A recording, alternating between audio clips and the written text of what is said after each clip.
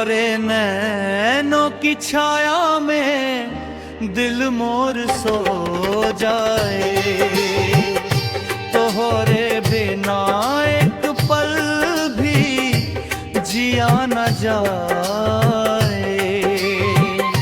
तोहरे हंसी में बसल बा मेरे हर एक ख्वाब, तोहरे नाम लिख दी हमने अपनी हर एक किताब।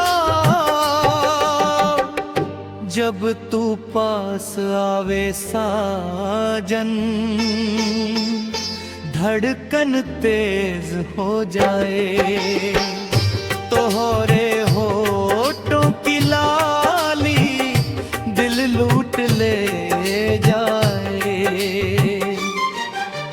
तोर संग साजन सपना सजाइब हम, दुनिया से लड़ जाइब तोहरे खातिर हम।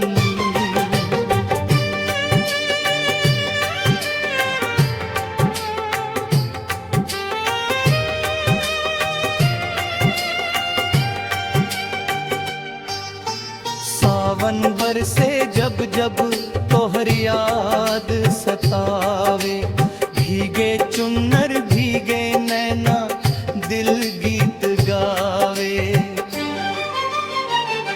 तोहरे बिना ये जीवन सुना सुना लागे, तोहरे संग हर मौसम सोना सोना लागे।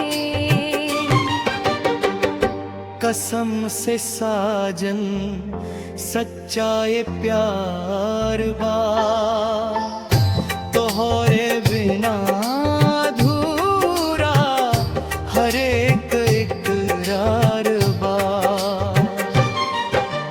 हाथ पकड़ के चलब हम जन्मों जन्मों तक, तोहरे नाम लिख दे अपनी हर एक धड़कन।